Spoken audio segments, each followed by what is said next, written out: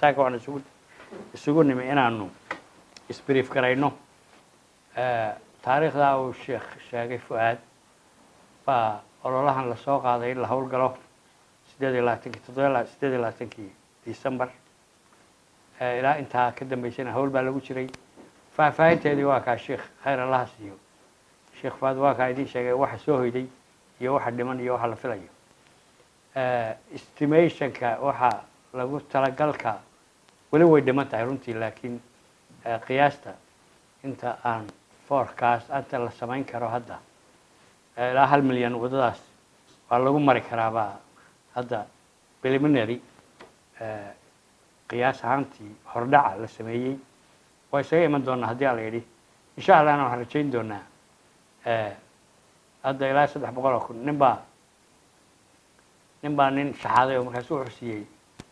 $5 buu dhiibay ninkana waxa uu ka filay wax wanaagsan markaas saaxiibo sheebkaas $5 ka soo saartay boqolna waa ku jiraan boqol ka soo saar marka reer Puntland iyo ama dawladda iyo shacab ahaato ilaa 300,000 ee kuna la sheegay hadda bilowga ah meeshay ka soo saareen 1 milyan waa ka soo saari karaan iyo ka badan ma sha Allah khayr baan u rajaynaynaa waxaan u mahadcelinayaa in laaleyntii ku deeqday sida sheekhu sheegay iyo inta niyeysanba ugu mahadcelinaynaa waxaan u mahadcelinayaa shakhsiyaad kale ama guddiyaal kale oo xuruurinaya uu ka mid yahay sheekh Tigay iyo groupkiisa waxa igu maqaalaa mudug iyo agafyo iyo alaab halka laga soo raray iyo hantiba oo mahadcelinaynaa khayr Allah siiyo hadban cidii wax ku darsatay waa ugu mahadcelinaynaa wuxuu dhan waxaan doonaynaa in si looga buuxsaday oo aan maxay wada jir ah aan isu wada keenno oo hawshii la soo ururiyo ay meel ku soo ururto dawladdaana chairman ka ah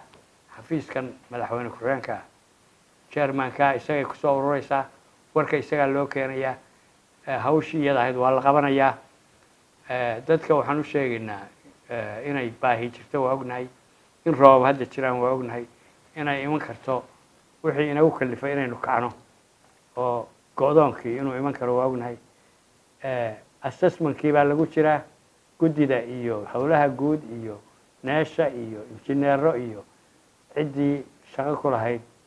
ayaynu ka war dhowraynaa lacagta ururiskeeduna waa inoo soconayaa bilowgeeduna waqtigeenu isla garano ugu habboon baynu haddii alla yidhi bilaabaynaa waxaynu ka war sugaynaa guddidaas loo xilsaaray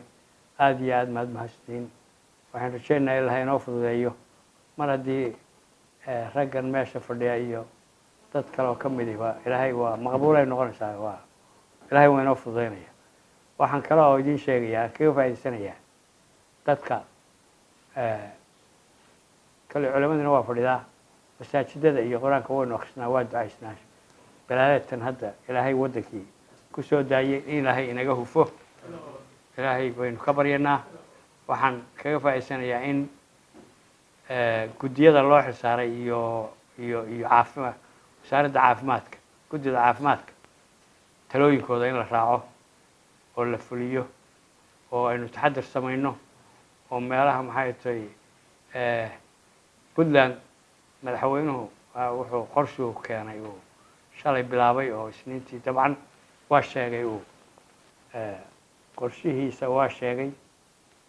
sida looga taxadirayo waxa la qabanayo bandowga goortu bilaabmayo meelaha la xirayo wixii la qabtay waxaynu qaban doono taasay inoogu eg tahay intaana waa kaga faa'iideysanay inaynu raacno talooyinkaa raacno waa nafteena weeye waa faa'iidadeena waa badbaadada de kolley culimadii baa joogtay naftaa wax walba ugu horreysa waanu sida loo badbaadiyo wax walba way ka horreysa waxaan kaloo kaga faa'iideysanayaa qolyaha wax sheega waxbay qorqoraan ilaa shalay aan ku arkay meelo doraatiyo balaaya sheegaan waxaan jirin bay sheegaan waxaan maqlayay madaxweynihii iyo madaxweyne ku-xigeenkii iyo baisaya feer baa la iskala daaray waa la kala kacay waxbaa dawladaha la dhisayaa waa la isku diiday waxba kama jiraan waxba kama jiraan waa idiin sheegayna weliba waxa fiican inay xishoodaan inaan reer puntland wixii waxaa sheega inaanay waxooda dhegaysan oo mar dambe fiirinba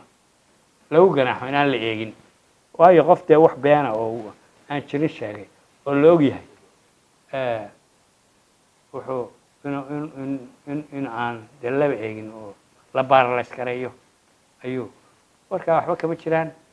waxaa laala wax ka jiraan ma jiraan waa hawshu waktiganana haddaan idiin sheega waa wakti hadda wax la taataabto la innagii baaba iska yaabano hadda baryaynu ku jiraa iyo taxadir iyo kala orod iyo adduunkii oo iska waxaysan marka xilligeed maaha waxba kama jiraan hadday timaadona annagu waxba isku khilaafi mayno sidaanu horeba maxay tahay hawlaha iyaga u wada dhammaysan jiray baanu u wada dhammaysanaynaa intaana waa kaga faa'iidaysanaya inaan maxay tahay warkaa isaga waxba ka jirin aad iyo aad baad mahadsantihiin assalaamu calaykum waraxmat ullahi wabarakaatu